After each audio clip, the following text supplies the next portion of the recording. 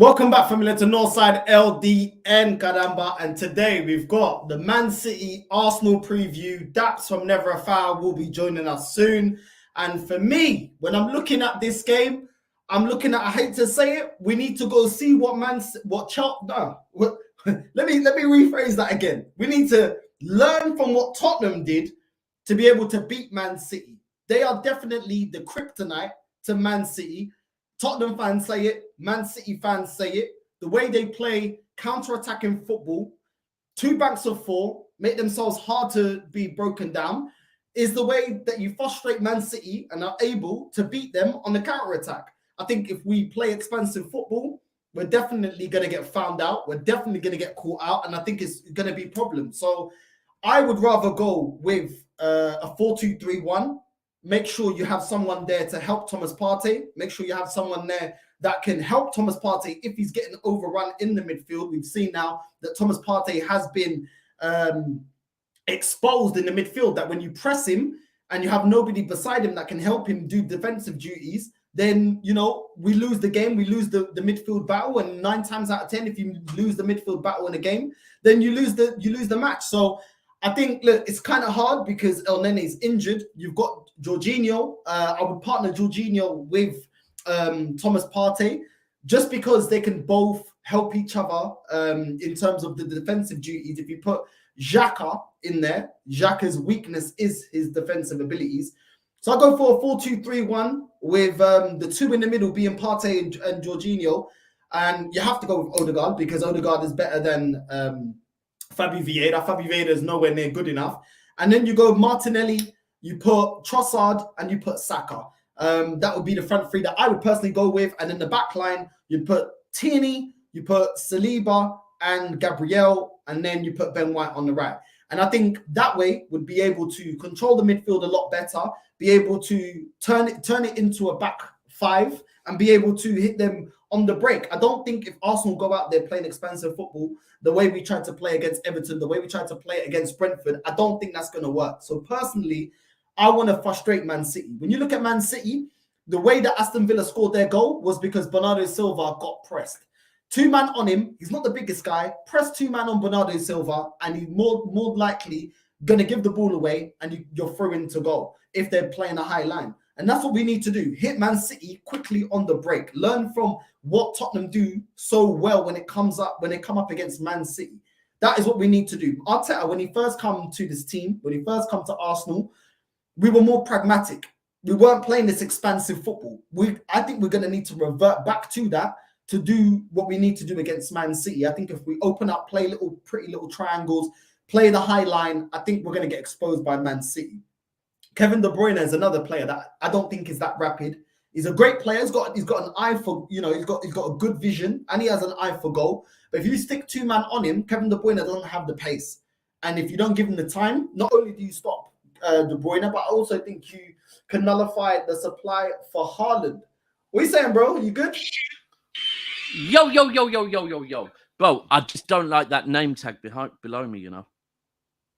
What name tag? It's red, bro. It's mad. United, bro. Red is good, man. It brings up bro, you know what? I feel sorry for Arsenal because you share a colour with Liverpool and Man United. Red's good because to you it's Portugal and Arsenal, so it's a perfect colour for you. I get it, but it is what it is, man. Well, it's gone. It's gone. Thank you, while, man. Yeah, for real. Since the World Cup, that was a vibe, man. Proper vibe. That wasn't a vibe for me. That Portugal game against Morocco was definitely not a vibe for me. You weren't there for that one. That was me. I was in fucking Dam.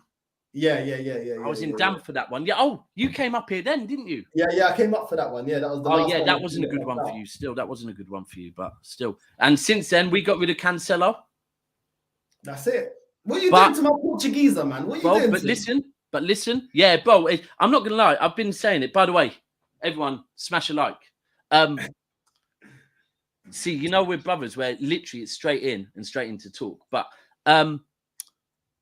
it has been mad. Like, I'm not going to lie, and it's worried me, yeah? The whole Cancelo, Bernardo, Diaz. I've just been praying Diaz don't get dragged into it. And I honestly believe, bro, this is all down to the fact that our captain, Fernandinho, is gone, yeah? I've always said it. My man being Portuguese speaking, us having multiple Portuguese and Brazilian players, yeah. He was that guy that like could speak to them, and because people always downplay language barriers, yeah. But there are language barriers. People take things differently, and he could be that guy that could explain to people, no, it wasn't meant like that, and whatever. But listen, your nation caused this, bro. Because when Cancelo arrived back from the World Cup, yeah, because he got dropped by Portugal, didn't he? Yeah. And apparently he arrived back from the World Cup stropping, yeah, and that just carried on at City straight away. Just carried on. Apparently every day he was just stropping in training, and don't know. It does look like for me, yeah. If you look at his career, this is his 5th club in 5 years he's been at, right? When he was at, I think, Benfica, or was it Benfica? No. Benfica, yeah. Nah, Villarreal we went to. Was it Valencia or Villarreal we went to afterwards? Yeah, I think it was one of them. Yeah, I can't remember. He started doing that to the fans because they were booing him. So he does seem to have it. But my whole thing is, and this is why I think Pep got rid of him on loan out quickly, is because Bernardo Silva wanted to leave last year, but still put a shift in. But this year, Bernardo and Cancelo live in the same apartment block. And I think Pep just thought, for us to even put up a title challenge, we need Cancelo away from Bernardo Silva, because we need Bernardo Silva is absolute best, yeah? So we've just got to get this guy away. And Diaz, I even heard, apparently when it kicked off between Cancelo and Pep, Diaz actually got involved back in Pep. So, but bro, talking about... Well, listen, that didn't stop you from beating Aston Villa. Looks like you lot are catching form again. Bro, always. You know why? Do you know why? Because Ruben Diaz was back on the fucking pitch, bro. I'm not... You can make out, like, we've just been chatting on our channel about it, yeah? The most frustrating thing as City fans, and the Tottenham game was the most frustrating, because Diaz was fit, Laporte was fit. We started Akanji and Ake, yeah? And it's like, why? Why would you possibly do that? Salute to them, man, that they've stepped in and done their job as like our 4th and 5th choice. But Ruben Diaz is a leader, yeah? He is that guy that high-fives a defensive tackle, high-fives scoring a goal, right? He comes on the pitch and we just look like a different team. He goes off, we concede a goal. He's massive. And I think for Arsenal, look, I can tell you now, any City fan, if when that team sheet comes out tomorrow at 7 o'clock, if the partnership at the back is not Laporte and Diaz, we're worried. We're very worried. If it is, we're like, let's fucking go. Yeah? Because those two allow us to do everything Pep wants to do. Pep wants to overload the midfield. Pep wants the fullbacks to invert. That's fine if you've got 2 reliable centre-backs. If you haven't, you're just vulnerable, bro. And this is Arsenal. This is like... I get what you're saying. Where you are right now with your club? I see. Where are you with your club right now, bro? Where are you with your club right now? For me, the January transfer window, like I reserved all judgment until the end of the January transfer window. Now that the transfer window's done, for me, we ain't winning no league. I don't think that this could be sustained, because when we started the league campaign, before we started the league campaign, even the most positive Arsenal fan was like, we're not going to win the league. You know, we can just about get in the top 4. We're not going to win the league. So this run that we've been on is players understanding what Arteta wants, playing out of their skin. But you know, form goes up and down for various reasons. You know, you can't, you know, there's a difference in level and form. You know, you can be in form, but you can be of a certain level. Do you know what I'm saying? So form can dip. And what I saw is the fact that we've got Ben White sourcing, which we didn't see last season. Bear in mind, he's playing a different position. The fact that Odegaard, a lot of times last season and the season before that, you see him turn up for smaller games, and the bigger games he doesn't turn up. He's going to revert back to that. There's a lot of players that are still, you know, learning their trade. They're not established players, 100, De Bruyne, etc. So the fact that we can go back to January and get players that are of the level of De Bruyne or of the level of Bernardo, or just better than what we have to sustain this run, that when, like you're seeing now, you know, Gabriel Jesus gets injured, we should have an adequate replacement. You know, with Martinelli, right, he's dropping a stinker. This was always going to happen. He's a young player.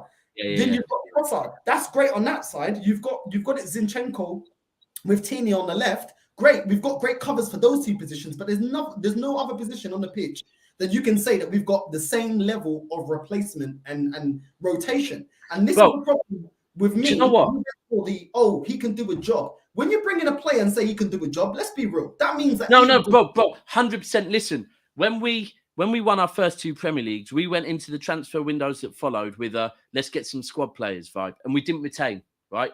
It was only when we realised after those 2 that it's like, no, don't go and buy loads of squad players. Buy 2 players that push, that give competition. I'm glad you said this because, look, what you just said there sums up and it was my frustration around the first game in the FA Cup, right? That all Arsenal fans were saying, we barely rotated. That was City's best 11. And it was like, look, to an extent, I get what you're saying, yeah?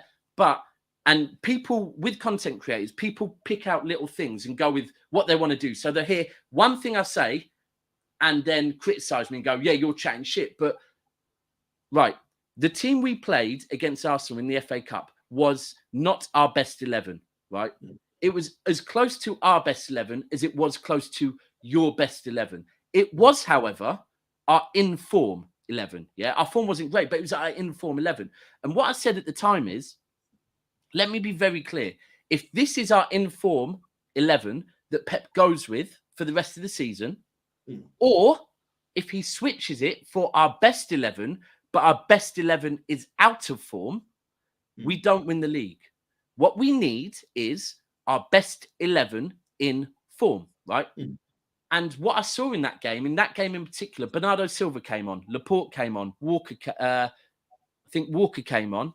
When all 3 of them came on, which I consider in their positions our best 11, they looked better than they have all season. So I was like, right, that gives me a bit of confidence that these men are back.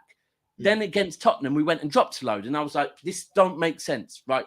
Laporte looked really good against Arsenal. Our whole first half against you, man, at Argath, Trossard was having Rico Lewis up badly because we had Aki and Stones who neither can lead the line, right? The minute Laporte came on and was telling Rico Lewis where to go, and even better when Walker came on and he knows where to go, all of a sudden defensively we look better. And that is the key, that I still believe the only way we win this league, the only way we win this game tomorrow is by having our best 11 on the pitch and in form. If not, like, Arsenal are looking good this year. Like, and if you need a game to bounce back after the last 3 games, this is a game. Because ultimately, if you can't bounce back in this game, then I think Arsenal fans would go, yeah, do you know what?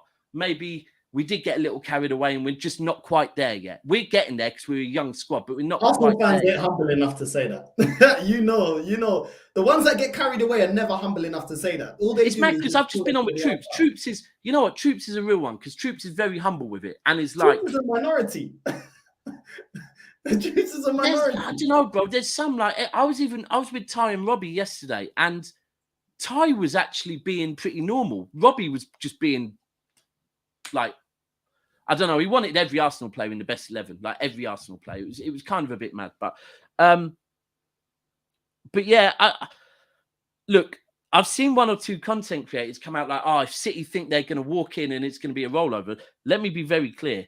None of us are thinking that. Like, our record at the Emirates, our record against you in the league is so good, but our record this season is very bad, and your record this season, you've looked good. So. And the difference is that Emirates is a livelier place at the moment. Like, it is. You get an early goal against us, it's going to be a long day for us. We know that. 100%. No, listen, I hear that, but for me, I just don't feel like we're gonna win the league. And this is one game, the game that you need to win, and you know this. You got to be beating Brentford. You got to be beating Everton. You know, it doesn't matter new manager bounce or not. That's irrelevant. Yeah. Every point counts. You can't be selective. There's no, it's 3 hits, and that's the vibe you get at Arsenal. And for me, I just don't think it's good enough. And the point I was making was, if you don't believe that these players are world class, why not bring in world class in January? You already know that the bench is weak for any standard. The bench is like and then you already know that there's injuries. People can go off form, suspensions. You have to. You know what? Yeah. The worst case, if Arsenal fans were Man City was the Man City manager, do you think they'll buy Haaland?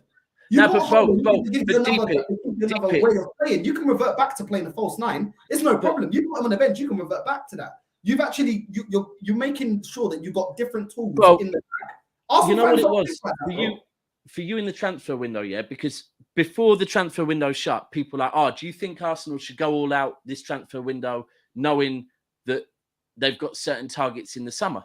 And I said, listen, the targets in the summer, yeah, are to retain the league. You can't retain the league unless you win the league in the first place. So if you're planning on spending 8 EM in the summer, spend it now.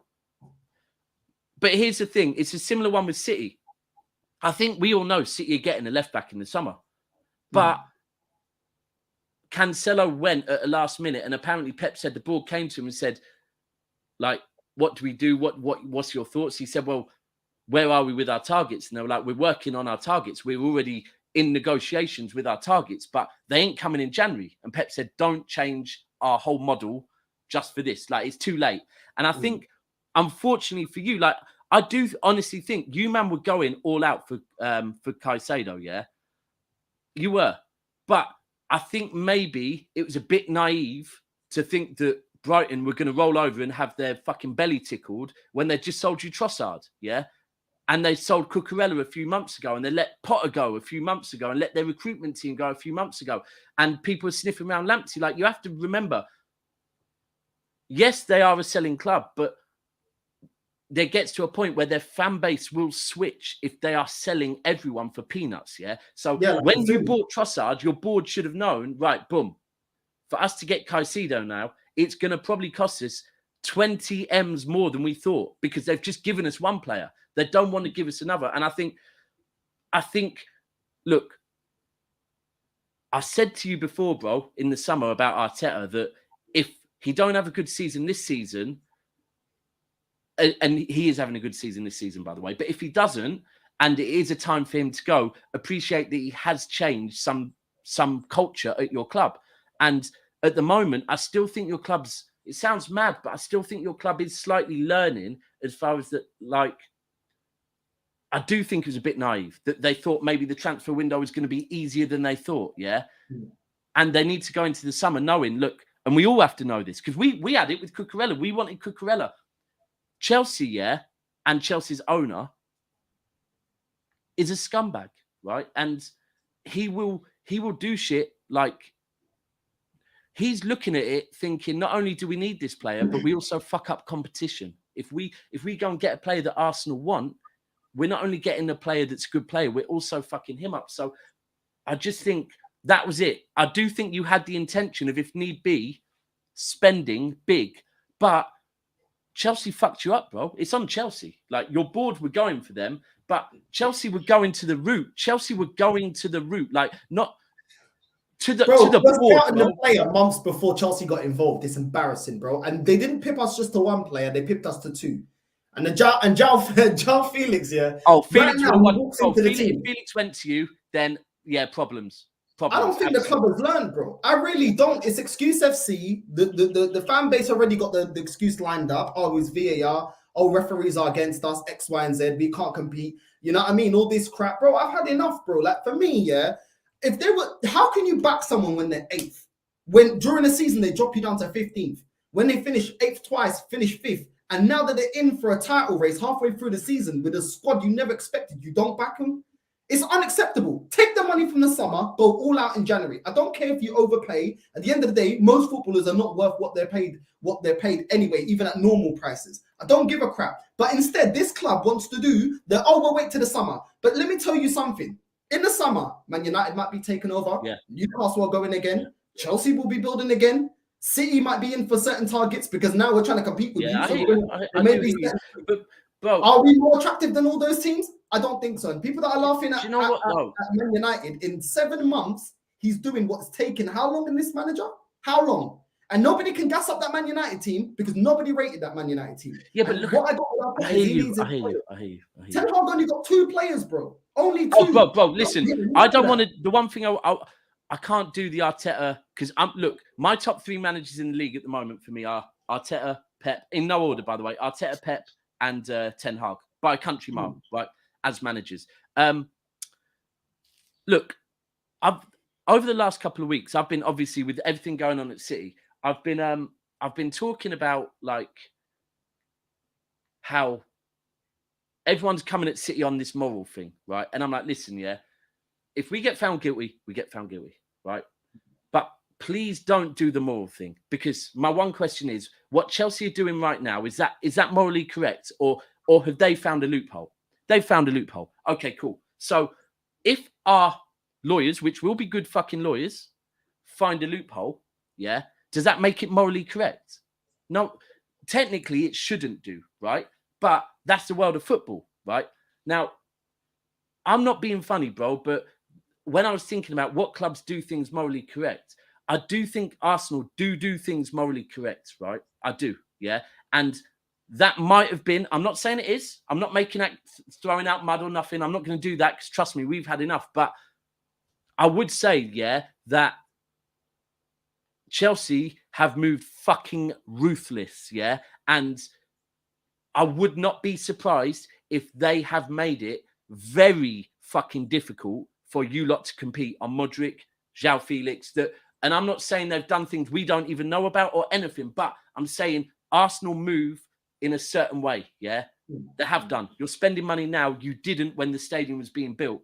And at Chelsea, we've seen them splash cash, bro. There could be other things going on to make, like, and we have to be real, with Modric as an example, the guy's coming from a war, a country full of war right now, yeah?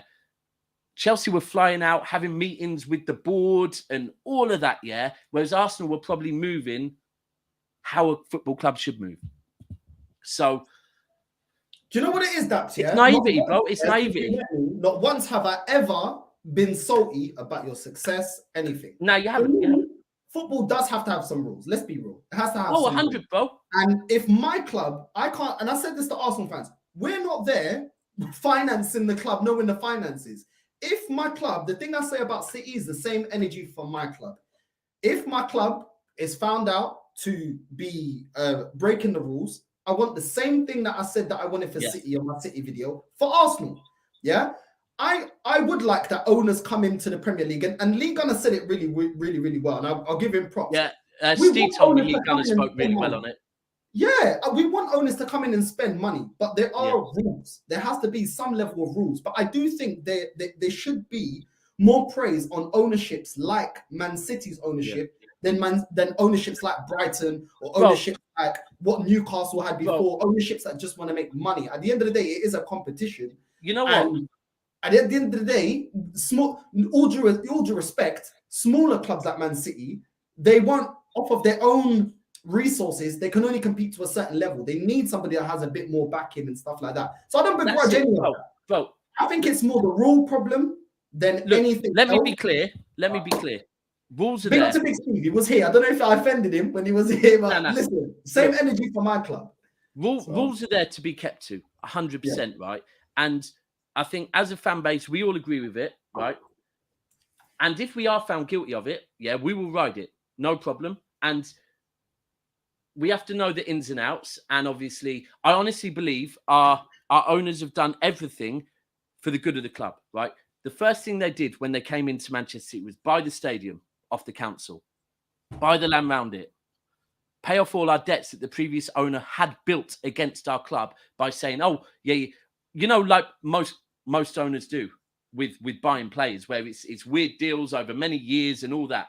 No, they dealt with all of that, right? We have to also give them respect for what they did to one of the most deprived areas of Manchester, right?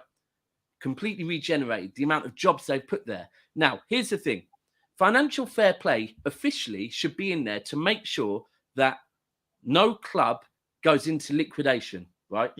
No club has debts put against them and ends up like, say, for example, if they came in, got everyone on loans, we'll pay you over 10 years, massive wages, City get relegated, we have to pay the wages, we can't sell the players, and we fold, right?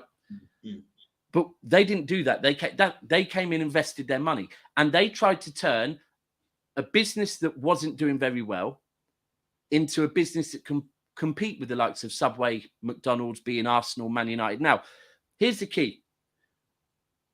If people can't do that, then let's be real. When the Premier League started, Manchester United were the biggest club. Arsenal and Liverpool were thereabouts, but Man United were the team getting Champions League without fail every season, winning the league a lot of the time, right?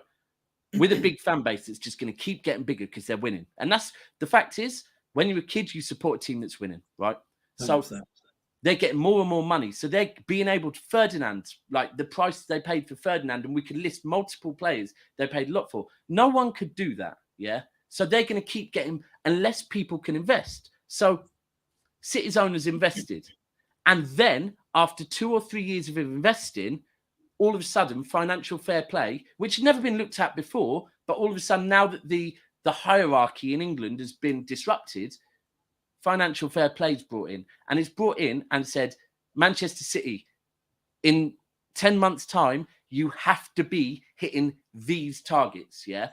At that point, clever City fans that look at the finances, looked at it and were like, rah, yeah, they're going to struggle. That we're going to struggle to hit that because they've brought in and made it difficult. But my whole thing, to be honest with it all, is I haven't even deeped it too much because I won't know what's going on, bro. I'm a football fan. If we're found guilty, we're found guilty. The main thing, like Pep said, is just give us a chance. Let us have all of that before we're called cheats, because we're being called cheats where I could come on and tell you about things that have gone through the courts or payoffs outside of court with other football clubs where they have been found to be cheating, yeah? And it never gets spoke on. So let's just have an even balance. But I will give Arsenal respect that I do think Arsenal do things very, very well. And I think that might be what hindered you in the transfer window. Yeah, I mean, listen, for me, I'm not, at the end of the day, when I made the video, Big Steve, I didn't know if it was the real Big Steve or not. But in that whole video, I even watched it back. I said, did I say anything? And all I ever said was, there's rules there. If Man City are caught cheating, then this is the punishment I would like. And that was the punishment I would. Pardon? So here's the other thing. So I got asked what punishment we should get. And I said, right, reportedly, there's 115 rule breaks. 30 of them apparently are to do with not playing ball and stuff like that, right? And there's some of them are to do with the length of the grass on the pitch, apparently, right? Some of them are to do with financial reasons that are a bigger deal. So I think it is dependent on what rules and how many rules we are found guilty of, right? 100%, yeah. I mean, the fact is that the sad thing is, right, is the manager managed the team, the players played the football, right? They won the trophies, yeah? This is not like bribery where we've gone and bribed officials to win games, right? So we've won trophies by the quality of the football. Now, I get that if we've gone and spent more because of the rules, if we broke a rule, we have to face it. There won't be a City fan that actually says, if we get relegated, like if we're found of breaking every rule and we get relegated or get a point deduction, no City fan is saying that's unfair. We're not. Like we're saying we'll ride that. Just give us a chance. Let the courts do what the courts are doing. And our problem is that with UEFA, we beat the courts. We proved ourselves innocent, but people still like, nah, you're guilty. And that's the thing. If we're found innocent, please tell us that we're innocent. Don't keep going, no, you're guilty. You just paid someone off. That's the annoying thing. It's like a lose-lose. Yeah. And that's why I always said because I don't know. Even with the Mason Greenwood situation, I never commented about it. Because I'm like, just because someone's accused of something doesn't make them guilty. And a lot of people struggle to see that. You can say what you would like if the charges are true, which is what I tried to do.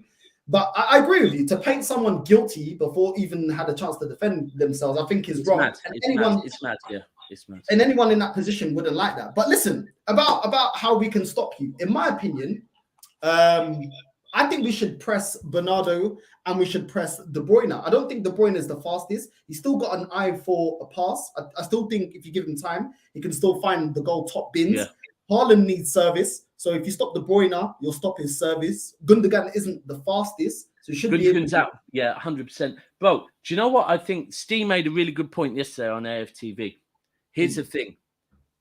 For me, Arsenal have done what they've done this year by playing the football they play, right? They mustn't concentrate everything on stopping City. This is at your ground, yeah? You're going to be rocking.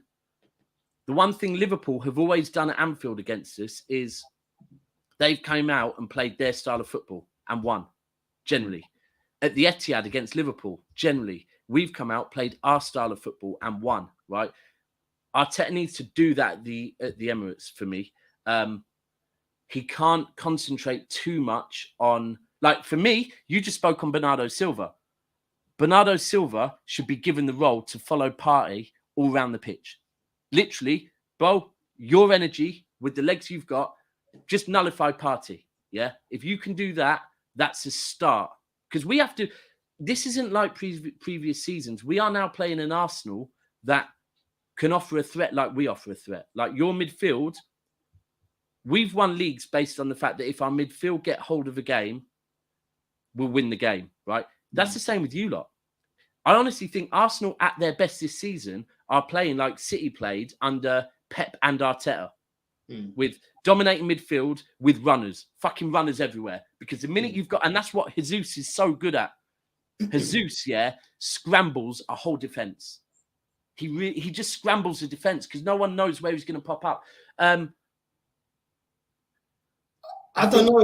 I don't know if I agree with you. You know, I'm actually looking at this game, and I want Arteta to revert back to how he was when he first started with us. When he first came to Arsenal, he was playing a very pragmatic, counter-attacking style football. It wasn't this openly flowy football. And who's your kryptonite?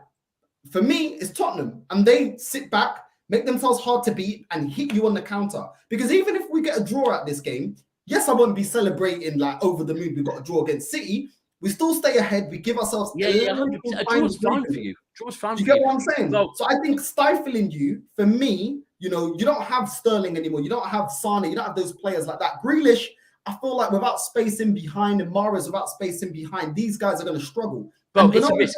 It's a risk. If you invite us onto you, and here's the difference. Tottenham the other day, they were playing against the City without Laporte and without Diaz, and the thing with Diaz is, you know that Diaz is more than happy to just chill at the back, right? He's that one City player that will be like, I'm good here.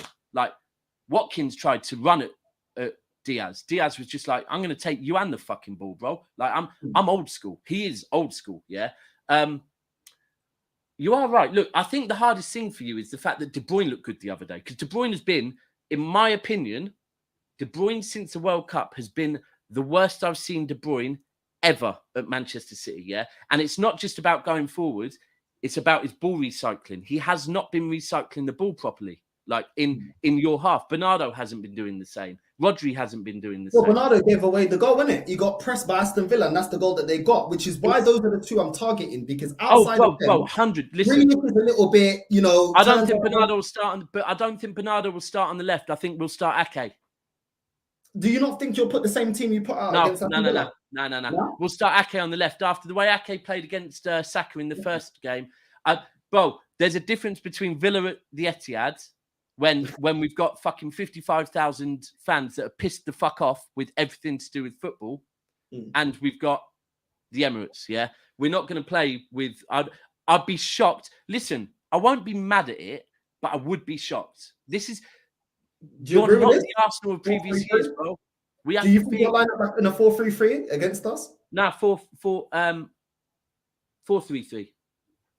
4-3-3. Well, okay. I think we'll play. I hope to God, we play Walker, Diaz, Laporte, Ake. I hope. Bro, we have to. You're not Villa at home. Like, come on, Saka is not fucking. I don't even know who plays wide right for them, bro. Like, Saka is Saka. Ake had a good game against him. We have to hope that mind games and play Ake against him again. Do you know what it is? We struggle against the same style of football as you guys do. When teams sit back, we struggle to break them down. You know, at least hold on. At least you got a target man, bro. At least you got a target man. We're throwing it into Eddie Nketiah. What's he gonna do, bro? The guy's a bum. These guys celebrate this guy. He's a bum. At least you got a target man and one way to get out of it. You can hoof long balls to Haaland. You've seen him do karate chop kicks and everything. But bro, I hear you. But our problem this season, has been, and again, the game at the weekend against Villa, we actually started playing one or two balls over the top for Haaland to run onto. But if I take the Brentford and the Everton game, both at the Etihad, I went to both of them, right? And It was literally, and the same, they got results against you as well, is they're happy to sit back, right, and defend very fucking well. Let me be clear. Both of them defend very well. Where in both games, after we'd scored one goal, we weren't going to score a second. And the problem is, the way that City play at the moment is we pass the ball a lot. By the time we try and fling the ball into the box, the other team's got fucking 10 men in there. And Haaland can jump, yeah? Haaland is a fucking big Viking. He can't out-jump 10 men, right? So, and then they hit you on the counter. And they did both. I mean, to be fair, Everton actually looked quite good against you. So that was different. But Brentford played the way they play against the big teams, and it works.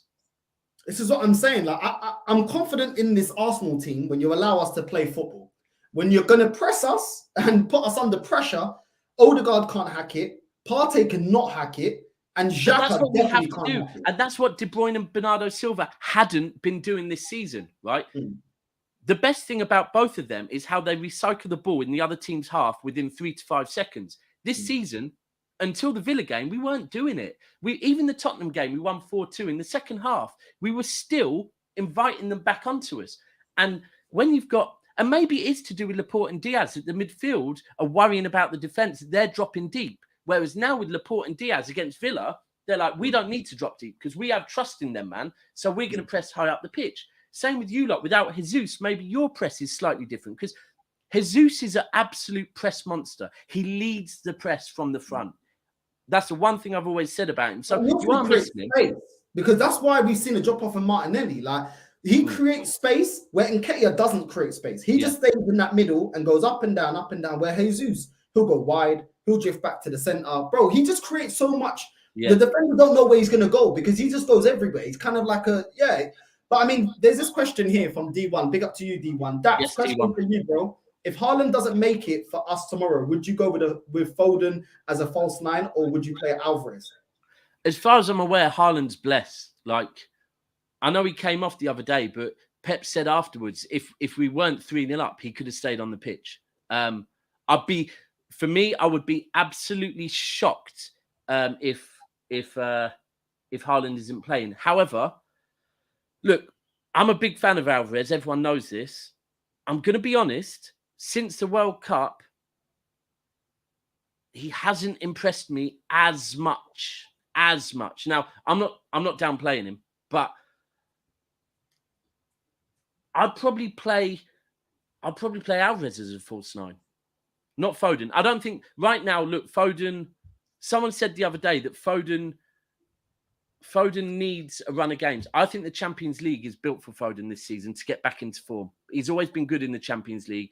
I don't think I always struggle with throwing players in big games like this. I don't think it's, if you want to bring a player in and get their form back, you don't go and do it away at Arsenal at the moment.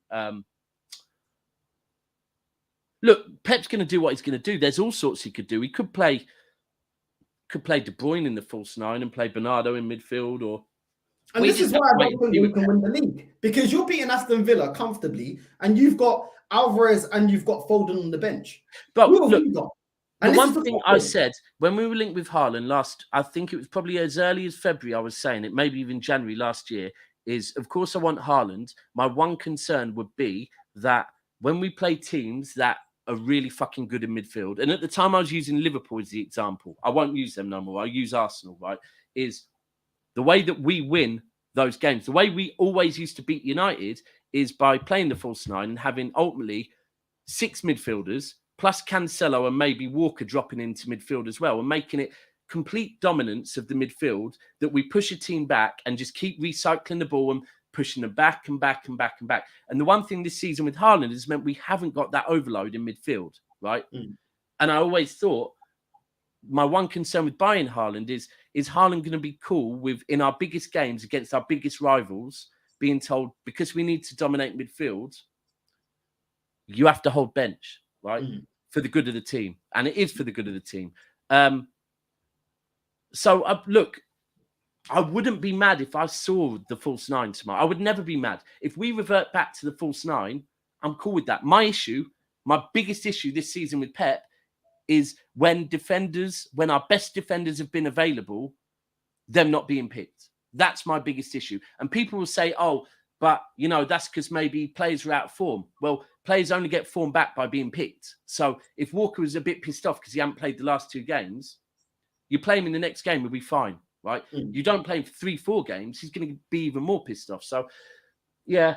I'll be real with you, bro. Like, for Arsenal, it's sticky, bro, because I want to play the way, you know, Man United play, the way Tottenham play, was hitting you on the break.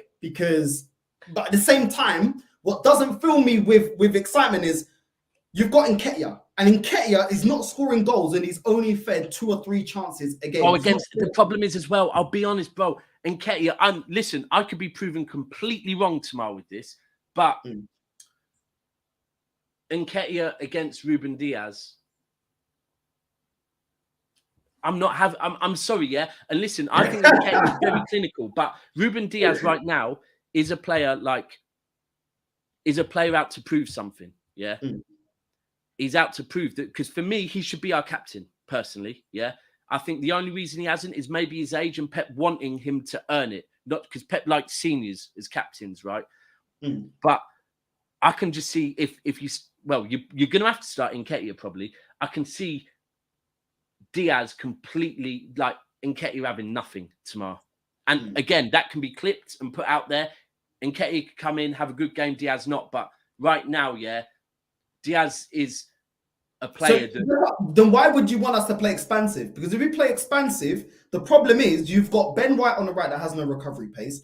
Our centre-backs are still getting to know each other. If you do play Haaland, you can already see what Ivan Toney did to them. If Haaland's given service and space and time, he can bully our centre-backs. Saliba got bullied. Do you know what I'm saying? So it's a lot more risky. You've got 3 defenders that are not defending the best at the moment and really struggled against Ivan Toney. You've got a striker that you're giving so much service to that both of us can see isn't that great.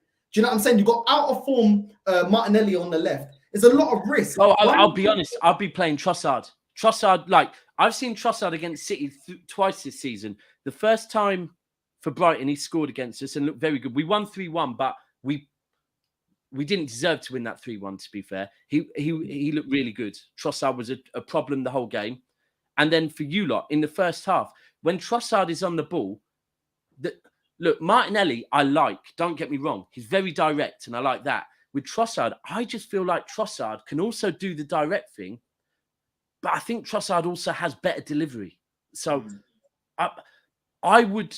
It's weird. It's who I would rather face between Trossard and Martinelli. I'm really not sure, because Martinelli can look so fucking explosive. Nah, he needs the whole bench, bro. He needs the whole bench. He needs too much. He needs space. And he needs the whole bench, bro. He needs the whole bench. He's been trash for the last 3 weeks. Honestly, whole bench, bro. You have to be playing well to get into the team. Otherwise, players will start disrespecting. It can't be favoritism. You know what I mean? In my opinion. But what I'm saying, I think Trossard will carry into it as well. That could go wrong if we play expansive. I get the if we do get in front, but the thing is, who's in form? Most of our players are not in form. Saka's not really in form. Martinelli's not in form. Trossard, you know, he's just come in. Nketiah is not. Odegaard's not in form. And then you got a back line that's very shaky at the moment. Why not play it safe, be rigid, defend properly, and even if we can shit us a 1-0, I'll take it. Even if we can shit us a 4, I'll take it, bro. I'll take it. I don't think it's the right time to go toe-to-toe with you lot. You lot are looking sourcing. If I was you guys, if I was a City fan, I would want Haaland benched, just like you said. Play Alvarez. No. I don't want Haaland benched. Let me be clear. I don't. You wouldn't? No. I just feel like you guys play a lot you know what it is, yeah? in the team. At the moment, for me, like, there's players that look like they fucking care. And at the moment, that's everything with us. And Haaland looks like a player that fucking cares big time, yeah? Even he's not stropping. He looks like a player that is actually trying to rally the troops. I'll be honest, the other day, bro, against Villa, I know he only played a half, but he was dropping deep, getting involved. He assisted for a goal. And he is, I think that with De Bruyne and Haaland, an advantage that gives us is that, yes, your players are going to be weary of De Bruyne and Haaland, right? Let's use that to our advantage. We've got Mahrez, right? Now, if your players are so concerned, saw it in the first half, you were so concerned about marking Haaland that Ake ended up getting so much space, he could put it in. This is where, if the Haaland De Bruyne thing's getting so much attention that everyone's, trying to man mark Haaland and close down De Bruyne as quickly as possible, Mahrez can be so fucking clinical. Gundogan can pop up. That's what we need to do. We need to go, you know what? Let's use this to our advantage. This is where Sterling thrived. When Aguero was being marked, Sterling would find space and score goals. We have to use that now and have the other players, the other runners, the people that aren't. Grealish should be making, like against Chelsea when he came on, making those runs that maybe Sterling used to make, hitting the far post, hitting the near post, and thinking, this team is so weary of Haaland that, yes, they're man-marking him out of the game, but that's leaving me space. So I'm going to take advantage of that. You know what? I can't argue that. I can't argue. That's a fair point. I can't argue that. Like I said, for me, I would just go with the proven and tested method of stifling Man City at least, which is pressing your midfield. You have to press us, the borders, and sitting in deep and frustrating the hell out of you lot, and not allowing space in for Grealish and Mahrez. I think Mahrez, obviously, he saw when he skied it. He was like, yeah, he even made a joke about it online. But that guy has always been class. Man, I've always liked Mahrez, man. Love-hate relationship with him, man. Love-hate. Like, I do feel at games I'm definitely a defender of Mahrez. Like, I've had people saying Mahrez should be pulled off. I'm like, why? Jack's done nothing. And they're like, what's Mahrez done? I mean, he can control a ball, but apart from that, I'm like, he got the assist. What are you talking about? Like, but he's also that player that he can do frustrating things. Missing penalties at Anfield when we could have won the game. Missing a penalty not long ago.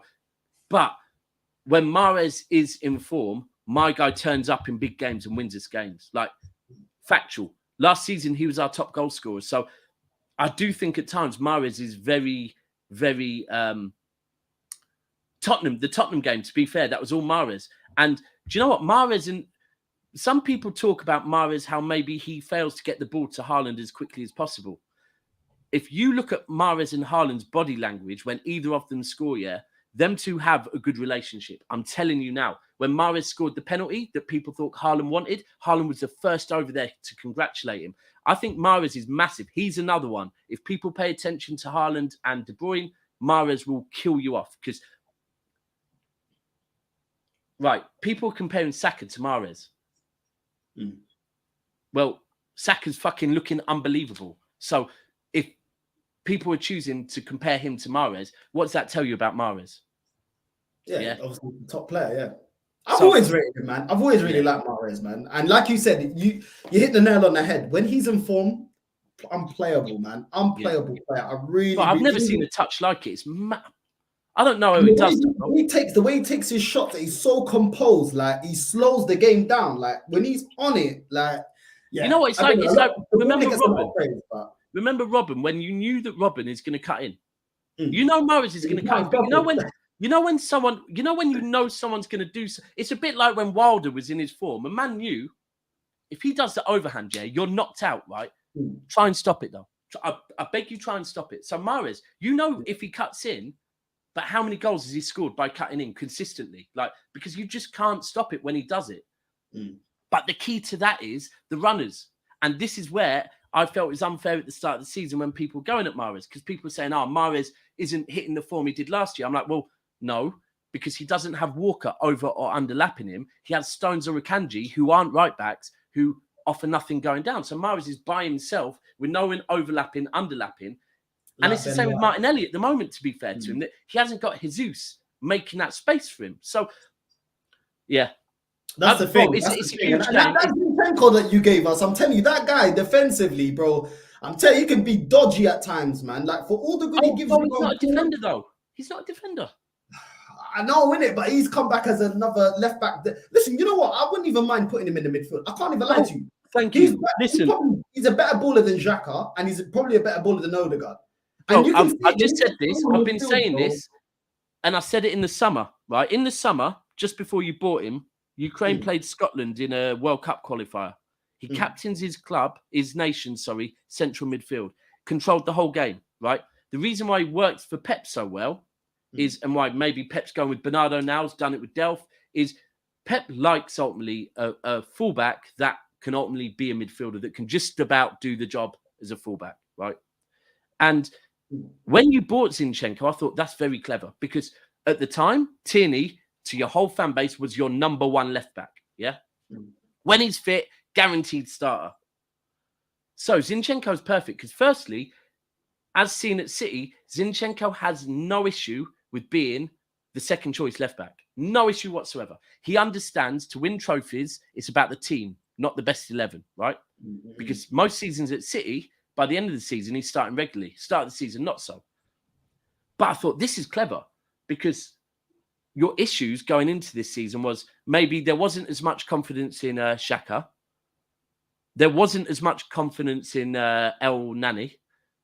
Lukonga, you never had confidence in.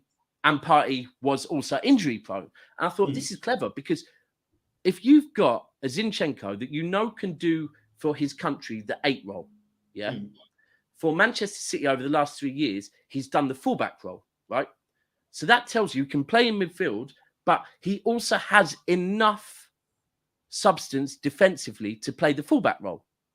Therefore, he could play fullback, 6 or 8, in my opinion. Also, he started his career as a winger, by the way.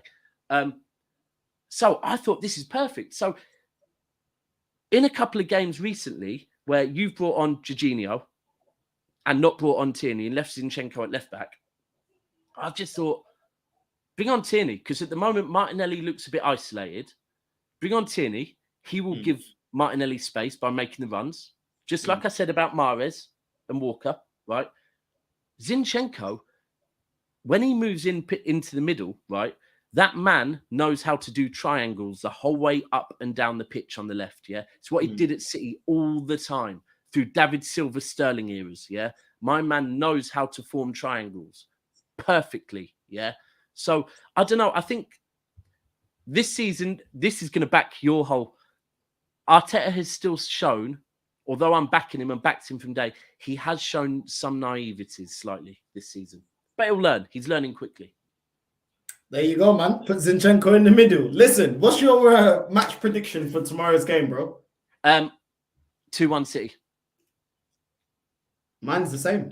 I still think City will win. I think Arteta is too... He hasn't shown me that he's a tactician like Pep. And when people make the comparison, I actually think, you know, people underestimate what Pep is, man. Like, I know he overfixed in the Champions League, but he is a tactician, bro. Yeah, 100%. I know when he came over, people, you can't do tiki-taka in the Premier League and win it. He did it. Well, you can't play with a false 9 and win the Prem. He did it. Do you know what I'm saying? This guy, he tinkers, but he always finds a way. And one thing I have not seen from Mikel is that level of versatility, which I think is quite weird, because when you started at Arsenal, you were able to make us rigid and you were able to implement a different style of play and make...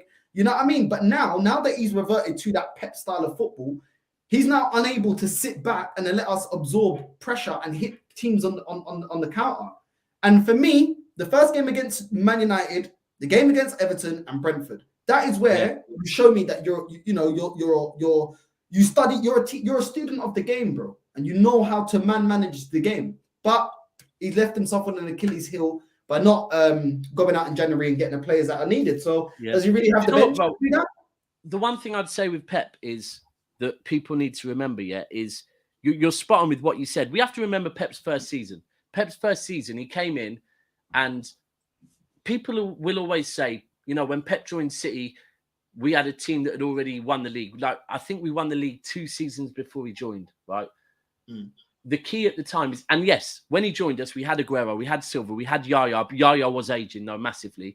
We had some, we had Sterling. We had some good players. The key at the time was, if you describe how Pep plays football, it's football from the back. Hart couldn't do it. Clichy, Kolarov were old. Our centre-backs, I can't even... Mangala, Demichelis, Stones, and can't even remember. And Vinny crippled. And then on the right, it was Zabaleta old and Sagna, who was old, right? And that was very clear that season. We won nothing. It was he was trying to play out from the back. No one was able to play out from the back. Next season, we went and got 100 points, right? He got the players he needed to do the job and 100 points. Next season after that, I think it was 99 or 98 points in the domestic treble. Then Liverpool won the league. Then we've gone and won it twice again. Now, this season, to be fair to him, I will stand by this. I think Pep probably would have been happy with Haaland, but I think any season, that any board goes to Pep and says, if you could have any type of player in the world, who would you like? Right? I don't believe Pep's first answer will ever be, I want an out and out number 9. Ever. Yeah. Because that's not been the way Pep plays, right? So I do think with Haaland, I don't think it was going against Pep, but I think the board were like, we want Haaland. Like, by any means, we want Haaland. There were people saying we need Haaland because we haven't had that game winner in Champions League games. We've dominated the domestic league, but we needed that winner that provides special moments. Pep's having to work, for me, with what the board have given him in Haaland, yeah? And maybe even the season before in Grealish as well, potentially. I think there is an element. I think, again, Pep was like, yeah, I can work with that. That's good. But I think also with him, there was a bit of commercial value, right? So Pep is having to work with a different type of squad. So this season, he's tinkering, like you said, tinkering, and not quite getting it right. What I saw last week in that press conference was a different side of Pep that also almost thought, for once, this isn't about tactics. This is about me doing what maybe Ollie was good at. You know, managers that are good at getting the troops up for a fight. Yeah. And Pep showed something last week where he came out and did that. Not only the fans, the players, everyone to do with the club. Once he gets this team clicking, yeah, because he will, because he did it before, we are going to be a problem, like 100-point season problem. So don't be surprised if next season it is a complete... This season, I still think we can win this, but next season, completely different City. I think that makes complete sense. Do you remember when he was at Barca and they had Ibrahimovic? Yeah, and he was like, nah.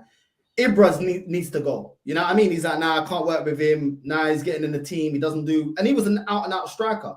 But he wanted somebody more in the false 9 kind of space to vacate that. So I completely agree with you, because I think Haaland have similarities to Ibra in the way that they're more traditional. They're not really involved in the build-up play. They're more final action players where they want the ball at the end of a move, and then you'll see the spectacular goal. Aguero had to change.